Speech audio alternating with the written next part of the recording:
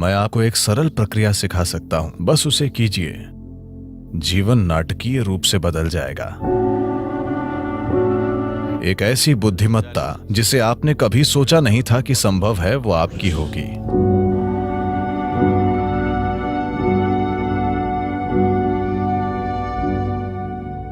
आधुनिक विज्ञान आज ये मानता है कि आकाशीय बुद्धिमत्ता जैसी कोई चीज होती है,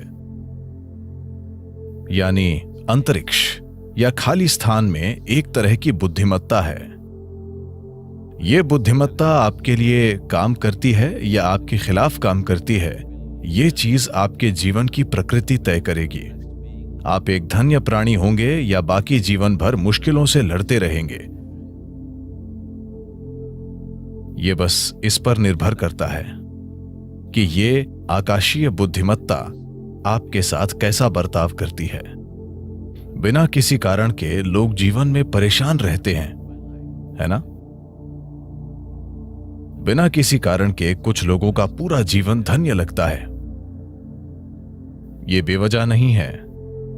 इसकी वजह है कि आप या तो सचेतन रूप से या फिर अनजाने में इस विशाल बुद्धिमत्ता का to get the cooperation of this larger intelligence which is functioning. सहयोग प्राप्त करने में सक्षम हैं। जब मैं आकाशीय या अंतरिक्ष या पांचवा तत्व कहता हूं, तो इसे पांचवा तत्व कहना ठीक नहीं है, क्योंकि यही सबसे अहम तत्व है। बाकी दूसरे चार बस उसके ऊपर काम करते हैं। मूल तत्व आकाश या अंतरिक्ष है, इसी पर दूसरे चार काम करते हैं। हम यहां एक गोल ग्रह पर बैठे हैं और यह घूम रहा है। पृथ्वी का घूमना, सौर मंडल, हर चीज। मैं चाहता हूं कि आप ये जान लें कि आकाश ने हर चीज को अपने स्थान पर थाम रखा है। आप अपने स्थान पर अपने आप नहीं बैठे हैं, इसीलिए नहीं कि आपके पास बैठने के लिए नितंब हैं। आप अपनी जगह पर सिर्फ इसलिए बैठे हैं क्योंकि आकाश ने आपको थाम रखा है ना? You think it's your buttock? आपको लगता है कि यह नितंब की वजह से है, आपके नितंब से नहीं। आकाश ने आपको थाम रखा है। आकाश ने पृथ्वी को अपनी जगह पर थाम रखा है। यह आकाश है जिसने सौर मंडल को थाम रखा है। यह आकाश है जिसने इस आकाश गंगा को थाम रखा है। आकाश ने ही पूरे ब्रह्मांड को थाम रखा है और कोई तार नहीं बंधा है। बस यूं ही, बस ऐसे ही थाम कर रखा है। अब ये आकाश, अगर आप जानते हैं कि इसका सहयोग कैसे लें, अगर आप जानते हैं कि अपने जीवन में आकाश का सहयोग कैसे प्राप्त करना है, तो आपका जीवन धन्य होगा। मैं आपको एक सरल प्रक्रिया सिखा सकता हूं, जो वैसे भी हमेशा आप में से आधे लोग नहीं करेंगे। आप बस इतना कीजिए।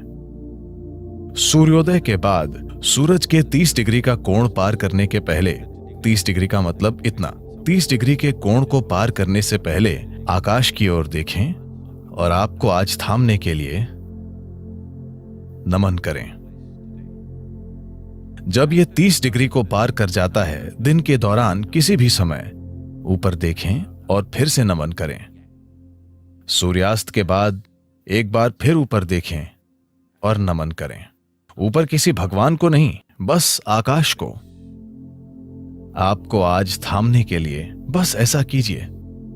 जीवन नाटकीय ढंग से बदल जाएगा। क्या आपने गौर किया है कि तेंदुलकर भी ऊपर देखते हैं? और क्या आपने देखा है कि सिर्फ वे ही नहीं, प्राचीन काल से जब इंसान ने युद्ध जीते या महान सफलता के क्षणों में, क्योंकि अनजाने में एक एहसास होता है। ठीक है, उनमें से कुछ लोग ऊपर वाले को देख रहे होंगे, पर उनमें से ज्यादातर जो लोग चोटी पर चढ़ने में सफल हुए, माउंट एवरेस्ट पर, तो यह स्वाभाविक रूप से होगा। क्या आपने ये देखा है, चाहे वो भाव स्पंदना या साम्यमा, जब आपने अनुभव के शिखर को छुआ, तब क्या आपने गौर किया कि आपका शरीर आभार से भर जाता है? शरीर भी आपकी जागरूकता के बिना ऐसे हो जाता है क्योंकि कहीं ना कहीं एक समझ है, एक बुद्धिमत्ता मौजूद है जो ये पहचानती है। आप इसे सचेतन होकर दिन में 3 बार करें। अगर आपको इससे सहयोग मिलता है तो जीवन जादुई तरीके से चलेगा। एक ऐसी बुद्धिमत्ता जिसे आपने कभी सोचा नहीं था कि संभव है, वो आपकी होगी, क्योंकि एक बुद्धिमत्ता जो आपकी समझ से परे है अभी यहीं पर काम कर रही है ना? क्या ये नहीं कर रही है? ये वो बुद्धिमत्ता है जो ब्रह्मांड को थामे हुए है। ये वो बुद्धिमत्ता है जो सृष्टि का गर्भ है। It is in the womb of that intelligence all creation is happening. उस बुद्धिमत्ता के गर्भ में सारी सृष्टि घटित हो रही है और इसे आपके लिए नकारा नहीं गया है, उस तक पहुंच रोकी नहीं गई है। बात सिर्फ ये है कि आपने अभी उस ओर देखा ही नहीं। बात सिर्फ इतनी है कि आप अपनी छोटी सी दुनिया में इतने तल्लीन हैं। आपका शरीर, आपके विचार, आपकी भावना, आपके हार्मोन ने आपको इतना उलझा दिया है कि ऊपर देखना कभी नहीं होता।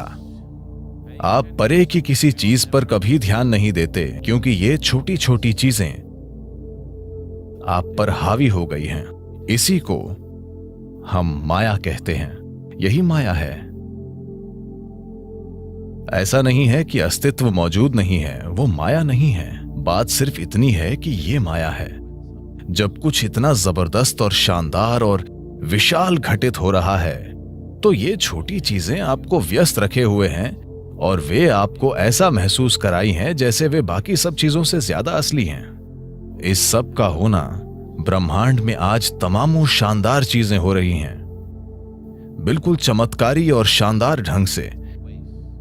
लेकिन विचार का एक छोटा सा कीड़ा आपके सिर में घूम रहा है और आपको व्यस्त रखता है। आया नहीं? यही माया है। क्या आप समझे?